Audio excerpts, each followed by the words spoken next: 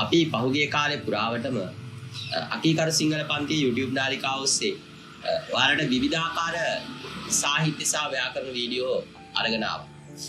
අපි අද සූදානම් කරගෙන තියෙනවා ගොඩක් වෙලාවල් වලදී මේ උසස් පෙළට එන දරුවෝ නිරන්තරයෙන් මැසිවිල්ලක් නගනවා. ඒ තමයි අපිට රසාස්වාදයක් ලියා ගන්න බෑ. අපිට නිවැරදි ලකුණු ප්‍රමාණය හරියට අරගන්න පුළුවන් විදියට රසාස්වාදයක් ලියා ගන්න තේරෙන්නේ නැහැ කියන මැසිවිල්ල. ඒ නිසා අපි අද සූදානම් කරා කොහොමද හරියටම සම්පූර්ණ ලකුණු අරගන්නේ කියන කාරණාව ගැන කතා කරන්න. ඉතින් රසාස්වාද ලියන්න බෑයි කියලා මෙච්චර දවසක් මැසිවිලි නගපු අයට තමයි මේ වීඩියෝ. ඒත් එක්කම මතක තියාගන්න උසස් පෙළ රහට සිංහල ඉගෙනගෙන ඉහළින් ඒකක් අරගන්න අපේ අකීකරු සිංහල පන්තියේ YouTube තාලිකාව subscribe කරලා තියාගත්තාම ඔයාලට පුළුවන්. හොඳයි. රසාස්වාදයක් කියන්නේ මොකක්ද? අපි දන්නවා මේ උසස් පෙළ නිර්දිෂ්ටයේ තියෙන නූතන පද්‍ය සංග්‍රහය. මේ නූතන පද්‍ය සංග්‍රහයේ කවීන් 25 දෙනෙක් කාණ්ඩ 5ක් යටතේ අපිට හඳුනා ගන්න පුළුවන්කම තියෙනවා. කොළඹ යුගයේ ප්‍රථම තරංගය, කොළඹ යුගයේ ද්විතීක තරංගය, එළහවුලේ කවිය, නිසදසේ ප්‍රථම තරංගය සහ නිසදසේ ද්විතීක තරංගය කියලා. මේ කවීන් 25 දෙනාගේ එක් කවිය ගානේ උසස් පෙළ පොතේ කවි 25ක් අන්තර්ගත වෙනවා. දැන් මෙන්න මේ කවි වලින් එකක් තමයි ඔයාගේ උසස් පෙළ විභාග පේපර් එකේ ඔයාට දෙන්නේ රසාස්වාදය කරන්න කියලා. පෞගිය අවුරුදු ගාන පුරාවටම අපි දැක්කා එහෙම ප්‍රශ්නයක් දෙනකොට අන්තර්ගතයේ සහ භාෂා භාවිතය ඇසුරින් රස වින්දනය කෙරෙන්නේ කියලා තමයි දීලා තිබුණේ. එහෙම නැත්නම් ආකෘතිය සහ භාෂා භාවිතය ඇසුරින් රස වින්දනය කෙරෙන්නේ කියලා. දැන් මෙහෙම රස වින්දනයක් කොහොමද අපි ලියන්නේ? මූලික කාරණා කිහිපයක් අපි ඔළුවේ තියාගෙන රස වින්දනය ලියනකොට අපිට පුළුවන්කම තියෙන ටිකක් ලස්සනට මේ රස වින්දනය ලියන්න. අපි නිකන් මෙහෙම හිතමු. යාන්ත්‍රිකව හදාගත්ත ආකෘතියක් ඇතුලේ හිර වෙන්නෙම නැතුව රසයක් තියෙන ගමන්ම රස වින්දනය කියන අපිට පුළුවන්කම තියෙනවා. දැන් මුලින්ම රස වින්දනයක් ලියනකොට අපි මොකද්ද කරන්න ඕනේ? තප්පර දෙක කට් කරගනි. හරි. මුලින්ම රස වින්දනයක් ලියනකොට අපි මොකද්ද කරන්න ඕන? අපි මුලින්ම මේ කවිය කාගේද කියන කාරණාව පිළිබඳ සහ ඒ කවියා පිළිබඳ චූටි හැඳින්වීමක් කරන්න ඕන. නිකන් අපි දල උදාහරණයකට සමනලයා පද්‍ය පන්තිය වගේ එකක් ගත්තොත් එහෙම සමනලයා පද්‍ය පන්තියේ රස වින්දනයක් ලියනකොට අපිට කියන්න පුළුවන්කම තියෙනවා මේක කාගේද? මේක ආනන්ද රාජ කරුණාගේ. එතකොට ආනන්ද රාජ කරුණා කියන්නේ කවුද? ආනන්ද රාජ කරුණාගේ කවි මග මොකක්ද? එයා මොන තරංගයේද නියෝජනය කරේ? එයා වැඩිපුරම කවි ලිව්වේ කා වෙනුවෙන්ද? වගේ පොඩි කාරණා ටිකක් අපිට පුළුවන් රසාස්වාදයේ ආරම්භයේදී ලියන්න. ටිකක් අලංකෘත විදියට. ආනන්ද රාජ කරුණා කියලා කියන්නේ කොළඹ යුගයේ ප්‍රථම තරංගයේ නියෝජනය කරපු වැඩිහිටි කවිය.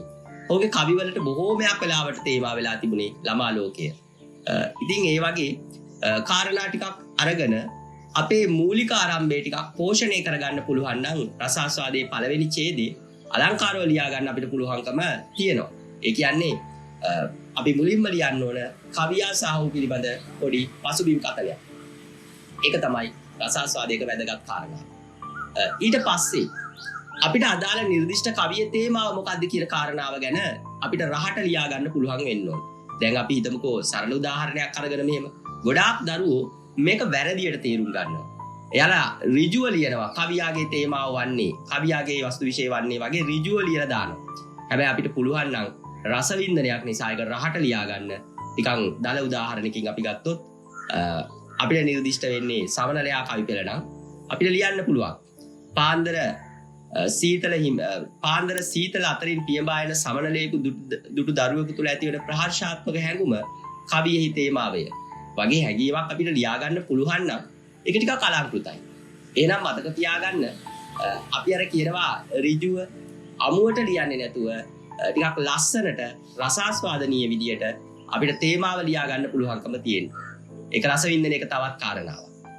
ඒත් එක්කම කවිය ලියවෙන්නේ මොන ආකෘතිය ඔස්සේද? එහෙම නැත්නම් කවිය ලියවෙන්නේ මොන දෘෂ්ටි කෝණය ඔස්සේද වගේ කාරණාත් ඒ කොටසේම අපිට කියා ගන්න පුළුවන් නම් ඒක වඩාත් හොඳයි. එතකොට මම අර කලින් කිව්වා වගේ කවියා පිළිබඳ හඳුන්වනවා. කවියේ තේමාව, දෘෂ්ටි කෝණය වගේ දේවල් ලියවෙන්න ඕන. අන්න එතනින් පස්සේ තමයි අපි අන්තර්ගතයේ රස විඳින්න පටන් ගන්න. අන්තර්ගතයේ රස විඳිනකොට කවියෙන් කවිය ලියන්න ඕනද කියන ප්‍රශ්නය ගොඩක් දරුවෝ අහනවා. සාමාන්‍යයෙන් පැය භාගයක් වගේ වෙලාවක් අරගෙන රසාස්වාදයක් කරනකොට කවි පෙළේ තියෙන කවි පන්ති ඔක්කොම ටික ලියා ගන්න අපිට බැරි වෙන්න පුළුවන්කම තියෙනවා. ඒ වගේම රසවින්දනයේදී කවි ලියන්න ඕනේ කියලා නීතියකුත් නැහැ. හැබැයි කවි පෙළේ අන්තර්ගතයේ රස විඳිනකොට කවි ටික ගැන රස විඳීම තියෙනවා. නිකන් අපි මෙහෙම හිතමු. සමන්ලයා පද්‍ය පන්තියේ පළවෙනි කවිය ඔයාට ලියන්න පුළුවන් නම් ඔයා පද්‍ය පන්තිය ලියන්න. නැත්නම් පද්‍ය පන්තියේ කවි දෙකක් ලියා ගන්න ඕන නම් පේලි දෙක ලියන්න. හැබැයි ඔයා විස්තර කතනයේදී අන්තර්ගතයේ රස විඳිය යුතුයි. ඔයාට මේ පළවෙනි කවියේ අන්තර්ගතයේ රස විඳින්නට පස්සේ එතනින් එහාට දෙවෙනි කවිය ලියන්න වෙලාවක් නැහැ වගේ නම් ඔයාට පුළුවන් ඡේදයක් අරගෙන දෙවෙනි කවියේ තියෙන අන්තර්ගතයේ විස්තර කරන්න. ඒ කියන්නේ ඔයාගේ විස්තරය රස විඳින්නේ. තුන්වෙනි කවියත් ලියන්න බෑ වගේ නම් ඔයාට පුළුවන් ඊගාව ඡේදෙදී තුන්වෙනි කවියේ අන්තර්ගතයේ විස්තර කරන්න. රස විඳිනේ කරන්න. එතකොට ඔයා ලියලා තියෙන තම පළවෙනි කවිය විතරයි. ඔයාට ඊට පස්සේ අවසානයේදී ඕනනම් පස්වෙනි කවිය ලියලා හතරවෙනි කවියේ රස විඳිනේ අන්තර්ගතයේ ඔයාගේ විස්තරය ලිව්වට පස්සේ පස්වෙනි කවිය ලියලා ඉවර වෙලා ඔයාට පුළුවන් ඒකත් අන්තර්ගතයේ රස විඳලා අන්තර්ගතයේ රස විඳීම එතනින් නවත්ත ගන්න. එහෙනම් ඔයාට එකෙන් තේරෙන්න ඕන ප්‍රධාන කාරණාව මොකද්ද? කවි සියල්ල ලිවිය යුතු නැහැ. නමුත් සියලුම කවිවල අන්තර්ගතයේ රස විඳීම ඔයා විසින් ලිවිය යුතුයි. ඒක හොඳින් මතක තියාගන්න. ඊට පස්සේ තමයි අපි දෙවෙනි කැලේට යන්නේ. දැන් මෙන්න මේ කොටස. මේක ගොඩාක් වෙලාවට උසස් පෙළ දරුවෝ මග අරගන්න එක. උසස් පෙළ දරුවෝ ගොඩාක් වෙලාවලදී මේ අන්තර්ගතයේ රස විඳලා මෙතනින් මේක නවත්තලා දානවා. හැබැයි මතක තියාගන්න උඩින් තියෙන ප්‍රශ්නය අහලා තියෙන පුතේ අන්තර්ගතයේ සහ රචන උපක්‍රම නැත්නම් අන්තර්ගතයේ සහ භාෂා උපක්‍රම ඇසුරු කරගනිමින් රස විඳින එකේ දෙන්න. එහෙනම් දැන් අපි ලියන්න ඕන භාෂා උපක්‍රම. සමස්ත කවිපෙළ පුරාවටම තියෙන භාෂා උපක්‍රම ලියන්න පටන් ගන්න ඕනේ එතනින්. අපි ඒක දානවා සාමාන්‍යයෙන් ඉහත කාව්‍ය පන්තිය අලංකෘත කිරීම සඳහා කවියා භාවිත කොට ඇති බස කියලා වගේ එකක් අරගෙන වෙනම ඡේදයක් අරගෙන අපිට දී වැකි. කවියා පාවිච්චි කරලා තියෙන උපමා තියෙනවා නම් උපමා ටික අපි ලියනවා. ඊට පස්සේ කවියා පාවිච්චි කරලා තියෙන අනුප්‍රාස ටික තියෙනවා නම් අනුප්‍රාස ලියනවා. රූපක තියෙනවා රූපක ටික ලියනවා. ඊට පස්සේ එතනින් එහාට තව ගත්තොත් එයාගේ තියෙන සරල වැකි විදග්ධ භාෂා පාණ්ඩිත්‍ය. එතනින් එහාට ගත්තොත් සංකල්ප රූප ගෝචර වෙන ඒවා. ඕනනම් සංකල්ප රූප අපිට ආයෙ කඩා ගන්න පුළුවන් දෘශ්‍ය ගෝචර, ශ්‍රව්‍ය ගෝචර, ස්පර්ශ ගෝචර, ආග්‍රහණ ගෝචර මේ විදිහට වර්ග කරගන්න පුළුවන්. ඒ ටිකත් අපි ලියන්න ඕන. අන්න ඒ කොටස ලියනවාට පුතේ වෙනවම ලකුණු ලැබෙනවා ඔයාට. එතකොට අන්තර්ගතයත් රස විඳලා භාෂා උපක්‍රමත් රස විඳලා ඊට පස්සේ අපිට කවිය අවසන් කරන්න පුළුවන් රස වින්දනය ජීවන දෘෂ්ටියට ගිහිල්ලා. කවියේ ජීවන දෘෂ්ටිය එහෙම නැත්නම් කවියාගේ පරමාර්ථය සාධනය කරගන්න කවිය බලාපොරොත්තු වෙන්නේ මොකක්ද කියන කාරණාව.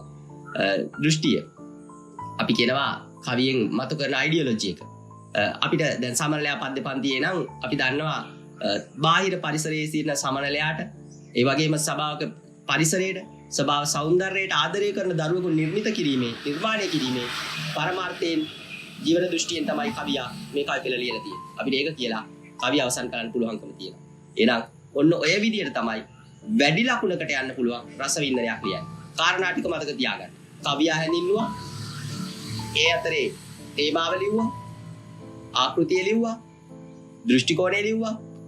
ඊට පස්සේ අන්තර්ගතයේ කවි පෙළ එකින් එක රස වින්දා. ඔයාගේ අදහස, ඔයා කවිය කියවුවාම ඔයාට දැනෙන දේ ඒ ටික ලිව්වා. ඊට පස්සේ භාෂා උපක්‍රම ටික ලිව්වා. ඊට පස්සේ ජීවන දෘෂ්ටිය ලිව්වා. මේ විදිහට තමයි කවියා රස වින්දනය කරන්නේ. එහෙනම් මම විශ්වාස කරනවා උසස් පෙළ කරන ඔයාට ඊට පස්සේ රස වින්දනය අවුලක් වෙන්නේ නැති වෙයි කියලා.